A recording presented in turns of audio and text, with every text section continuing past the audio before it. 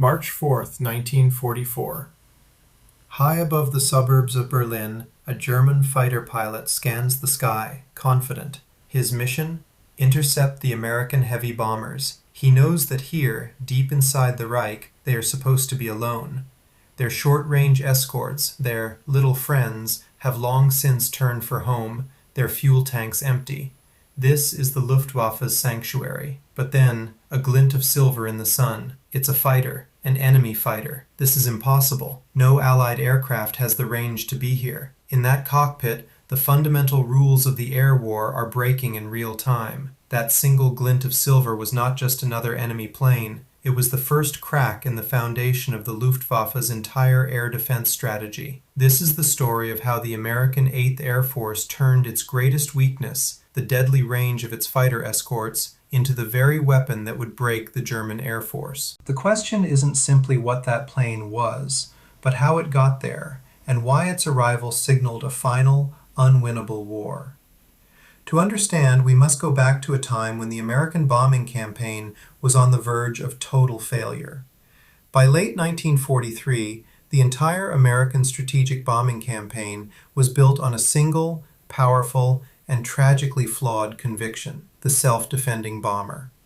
The theory held that formations of B-17, the flying fortresses, bristling with machine guns and flying in tight combat boxes, could protect themselves. In the skies over the German Reich, this theory was being systematically disproven, bomber by bomber. The problem was simple and deadly: distance. The 8th Air Force's escort fighters, the rugged Republic P-47 Thunderbolt, and the twin-engine Lockheed P-38 Lightning were formidable aircraft, but they were thirsty. Their fuel tanks dictated a hard line on a map of Germany. Beyond that line, the bombers flew on alone. The Luftwaffe knew this. German fighter controllers would track the American formations, patiently waiting for the moment the escorts, the little friends, were forced to bank away and head for home.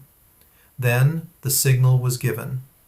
From airfields across the Reich, hundreds of German fighters would rise, massing their forces not to engage in a dogfight, but to execute a slaughter.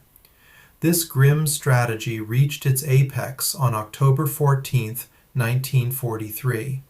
The target was Schweinfurt, home to the ball-bearing factories essential to Germany's war machine. As the P-47s turned back, the Luftwaffe pounced. They ignored the few remaining P-38s and threw everything at the bombers, attacking head-on where defensive fire was weakest and launching rockets from beyond the range of the B-17's guns. The sky became a geometry of death. 60 flying fortresses, 600 men, did not return. It was a massacre that became known as Black Thursday. For the American High Command, the numbers were undeniable.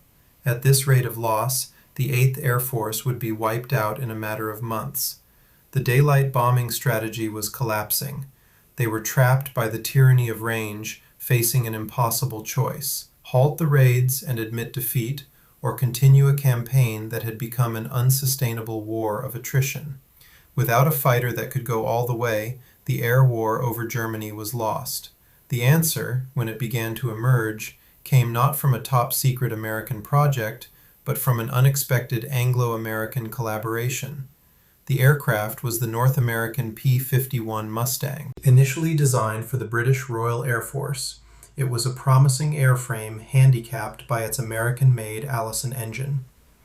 The engine performed well at low altitudes, but at the high altitudes, where the B-17s flew, it starved for air, its power dropping off dramatically. It simply couldn't fight effectively in the thin, cold air of the bomber streams. But engineers at Rolls-Royce in Britain saw the potential. In a flash of insight, they proposed a radical transplant, fitting the sleek Mustang airframe with their own legendary Merlin engine, the same high-performance power plant that drove the Spitfire. The result of this marriage was breathtaking. The new aircraft, designated the P-51B, was a thoroughbred. It was faster than its German adversaries, remarkably agile, and critically, it excelled at high altitude. The perfect escort fighter now existed, a weapon that could, in theory, dominate the skies over the Reich. But it was a key for a lock that was still hundreds of miles away. The fundamental problem remained unsolved. The Mustang, for all its revolutionary performance, still didn't have the range. The solution to the range problem wasn't another feat of high-tech engineering. It was brutally simple, almost crude. It was the drop tank. For years, engineers had experimented with external fuel tanks that could be jettisoned in flight. But now, necessity drove innovation at a furious pace. The most effective solution came from Britain.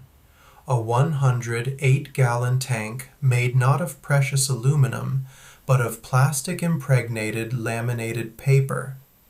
They were cheap, disposable, and revolutionary. 2 of these paper tanks under the wings of a P-51B gave it an additional 216 gallons of fuel. It was enough to fly to the deepest targets in Germany, discard the empty tanks like litter, and transform instantly from a long-range escort into a clean, lethal, high-performance dogfighter. The tyranny of distance, the geographical barrier that had protected the heart of the Reich, was broken by a piece of disposable plumbing. But a weapon is useless without the will to wield it. In January 1944, a change in command sent a shockwave through the 8th Air Force. The new commander of its fighter units was General James "Jimmy" Doolittle. A brilliant aeronautical engineer and the celebrated leader of the 1942 raid on Tokyo, Doolittle was an icon of aggressive, outside-the-box thinking. He looked at the existing fighter doctrine and saw a fundamental flaw. The standing order for escort pilots was defensive. Protect the bombers at all costs. This forced them into tight, weaving patterns around the bomber boxes, tethered to their slow-moving charges. They were bodyguards, waiting to be attacked. Doolittle immediately rescinded the order. His new directive, issued on January 14th, was a revolution in 3 sentences. Fighters were no longer required to stick to the bombers. Their primary mission was now to find the German fighters wherever they were and destroy them. The leashes were cut, the hunters were unleashed. For the pilots of the Luftwaffe, the world changed almost overnight. For months, combat had a predictable, grim rhythm. Wait for the American escorts to peel off, low on fuel. Form up, climb to altitude, and then descend upon the defenseless bomber streams. But in the early weeks of 1944, the rhythm broke. The escorts weren't leaving. Mustangs were appearing where they had no right to be, deep inside German airspace. Worse, they were following Doolittle's new orders with a vengeance. Instead of waiting for a fight, they were bringing it. American fighters began strafing German airfields, catching pilots on the ground as they refueled and rearmed. They ambushed Luftwaffe formations as they tried to assemble, turning the Germans' own calculated tactics against them. The sanctuary was gone. Just taking off had become a life-or-death gamble. The growing alarm was no longer confined to frontline pilots. It was echoing in the highest echelons of the Luftwaffe. General of Fighters Adolf Galland, one of Germany's most celebrated aces, saw the writing on the wall. In his post-war analysis, he recalled the shift with chilling clarity. The Americans, he realized, had deliberately forced the Luftwaffe into a battle of attrition it could never win. Every time a German fighter rose to challenge the bombers, it was met by swarms of Mustangs, now free to roam and hunt. The German interceptor force, designed to attack slow bombers, was being systematically dismantled by a superior enemy fighter. The Experten, Germany's irreplaceable corps of veteran pilots, men with hundreds of missions and dozens of victories, were now the primary targets, and they were dying at a rate from which the Luftwaffe would never recover. This was not a war of chivalrous duels between aces. It was a war of production lines, training pipelines, and logistics. It was a war of cold, industrial mathematics. When a veteran German pilot with 2,000 flight hours was shot down, his replacement was often a teenager with barely 160 hours in his logbook, thrown into the most demanding aerial combat environment in history. When an American P-51 was lost, multiple replacements were already rolling off the assembly lines in Inglewood, California, and waiting to fly it was a pilot with over 400 hours of training, drawn from a vast American program that was graduating thousands of new aviators a month. The United States could afford to trade one plane for one plane, one pilot for one pilot. Germany could not. The P-51 Mustang was more than a superior aircraft. It was the tip of an industrial spear aimed at the heart of the Reich's air defense. By the beginning of March 1944, all the pieces were finally on the board. The 8th Air Force now possessed the plane, the range, the doctrine, and the overwhelming industrial might to execute its new strategy. The weapon system was complete. It was time to point it at the one target that psychologically, politically, and militarily mattered most. But this new strategy was not a clean, heroic tale. Beneath Doolittle's aggressive orders was a colder, far more ruthless logic. By unleashing the fighters, the American command was knowingly initiating a war of pure attrition. They were deliberately trading their own pilots and P-51s, confident in the knowledge that they could absorb the losses, while the Luftwaffe would bleed dry. The victory being engineered was not won by a superior machine alone, but by America's industrial capacity to treat its own casualties as a calculated, replaceable part of a vast strategic equation. The air war was no longer about tactics. It had become a problem of industrial mathematics.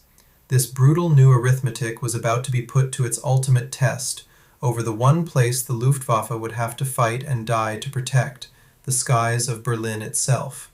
The test came on March 6, 1944. Just 2 days after that first shocking appearance of a Mustang over the capital, the 8th Air Force launched its first full-scale daylight raid. Over 660 heavy bombers lifted off, screened by a staggering force of nearly 800 fighters. P-51s, P-47s, and P-38s, all now equipped with drop tanks, all capable of reaching the heart of the Reich. In Berlin, the Luftwaffe command, stunned but resolute, threw everything they had into the sky. Heavy, twin-engine Zerstörer destroyers, Focke-Wulf 190s, Messerschmitt 109s, all rose to meet the challenge. But as the German pilots climbed to attack, they did not find vulnerable bombers. They flew head-on into a tidal wave of American fighters. The sky over the capital erupted into a single, sprawling, chaotic dogfight. In full view of their own high command, the German fighter force was engaged, broken, and decimated. That day, the Luftwaffe lost over 60 fighters. The real, irreplaceable loss was the pilots, dozens of veteran Experten who could never be replaced. The American bombers took heavy losses. 69 B-17s failed to return, but the vast majority got through. The shield was broken. The air battle for Berlin was a catastrophic, unrecoverable defeat for the Luftwaffe, but the true strategic meaning of this victory extended far beyond saving bombers. And so we return to that lone German pilot over Berlin. His moment of stunned disbelief was the quiet prelude to the thunderous collapse of his air force. The arrival of the Mustang was the definitive signal that the Luftwaffe had lost control of its own skies. By systematically hunting and destroying the German fighter arm, the 8th Air Force achieved something far more decisive than saving its bombers. It achieved total air supremacy. This victory was the absolute, non-negotiable precondition for the largest amphibious invasion in human history. The D-Day landings, then just 3 months away, would have been impossible under a contested sky. The path to the beaches of Normandy was paved over Berlin. The war in the sky was ultimately won on the ground. It was a victory not of the perfect weapon, but of the industrial system that could build 10,000 more and simply outproduce an enemy's collapse.